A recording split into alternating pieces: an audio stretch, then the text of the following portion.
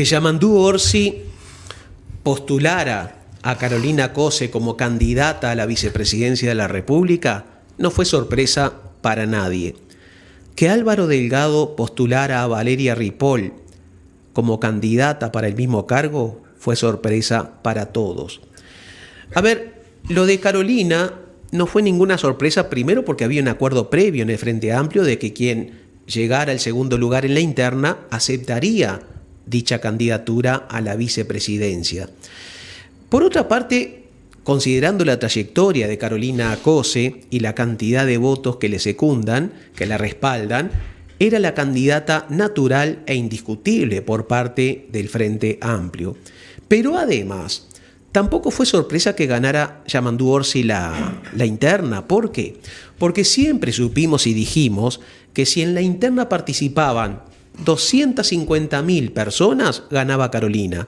Entre 250 y 300.000 personas estaba peleada. Y más de 300, Yamandú Orsi se iba con la fusta bajo el brazo.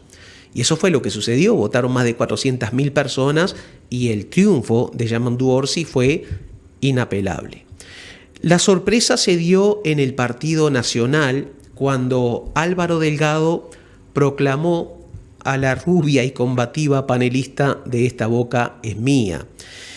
Claro, Laura Raffo tuvo una votación espantosa, lo cual le daba el justificativo a Álvaro Delgado para no postularla. Pero ¿no hubiera sido más razonable, metiéndonos a opinar sobre la interna nacionalista, la candidatura de Beatriz Argimón, que ya tiene experiencia parlamentaria? ¿Y por qué no? Ya que José Mujica terminaría cooptando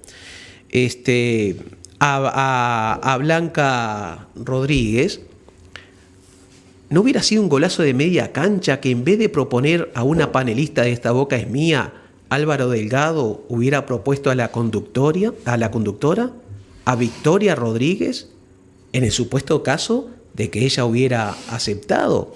Y esto hubiera provocado, primero sería una notición, y hubiera provocado algarabía en filas de la derecha y del centro.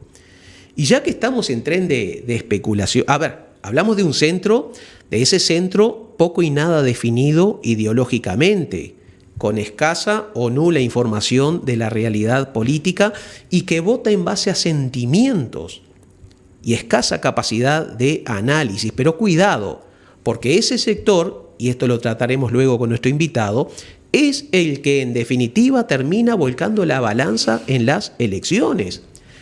Y ya que estamos, decía, en tren de especulaciones, ¿sería tan disparatado pensar que le hubiera ofrecido la vicepresidencia a Lorena Ponce de León?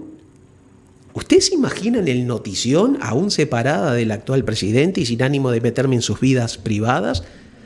Carismática, en fin, hubiera sido realmente en ese plan una gran idea para captar a ese voto indeciso y que ideológicamente no está formado para nada. Ahora, pongámonos serios, porque lo que se define en octubre no es solo entre Yamandú Orsi y Álvaro Delgado. Y cuidado con Ojeda dentro de la coalición de derecha. También se elige vicepresidente, pero también se eligen legisladores. Y es muy importante tener la responsabilidad como ciudadanos de ver muy bien la lista. Tú no eliges solo al líder, no eliges solo al que la encabeza. También debajo vienen senadores y vienen diputados. Y es muy importante que si a ti te gusta, por ejemplo, fulano para el Senado, te fijes bien quiénes van a la Cámara de Representantes. No sea que te den cualquier lista, porque normalmente hay muchas que apoyan al mismo candidato al Senado. Es más, imaginen que a Luis Lacalle Pou y a Beatriz Argimón les hubiera sucedido algo, un accidente o algo. ¿Quién hubiera quedado al frente del país? La senadora Graciela Bianchi. Si habrá que tener responsabilidad a la hora de decidir qué lista metes en la urna, ¿no? Porque hay que definir en qué manos queda el país. Ahora, pero yo quería hablar sobre el tema si Valeria o Carolina. De acuerdo al artículo 150 de la Constitución de la República, quien ocupe el cargo de vicepresidente también va a dirigir la Asamblea General y será presidente del Senado. De hecho, se le considera el senador, va a ser una senadora, número 31. Veamos, analicemos objetivamente todo esto. ¿Qué características tiene que tener quien lidere a la Asamblea General y a la Cámara de Senadores? En primer lugar, liderazgo y autoridad institucional. Tiene que ser una figura de autoridad reconocida, capaz de mantener el respeto entre los diferentes legisladores y garantizar el orden en los debates.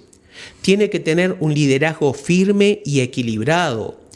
Tiene que mantener la imparcialidad y la neutralidad, obviamente, que pertenece a un partido político y tiene derecho a defender sus ideas, pero en ese rol que tiene que ejercer debe ser neutral para asegurar a todos los legisladores de diferentes corrientes políticas los mismos derechos para manifestar sus opiniones.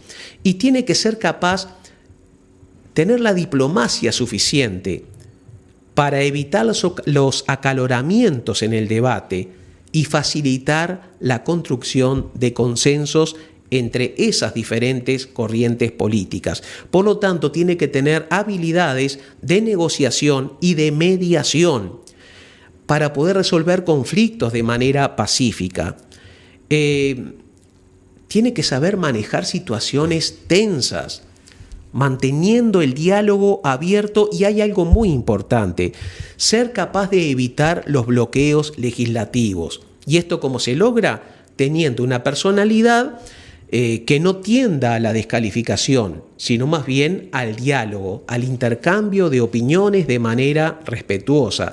Tiene que tener capacidad de comunicación, pero no solo con los legisladores, también con la población en general. Tiene que ser clara, concisa, respetuosa, manifestando o transmitiendo confianza y transparencia. Ser una excelente oyente, más que habladora, para poder comprender las preocupaciones y propuestas de los distintos sectores. Obviamente que tiene que tener también un conocimiento profundo del reglamento y de los procedimientos legislativos.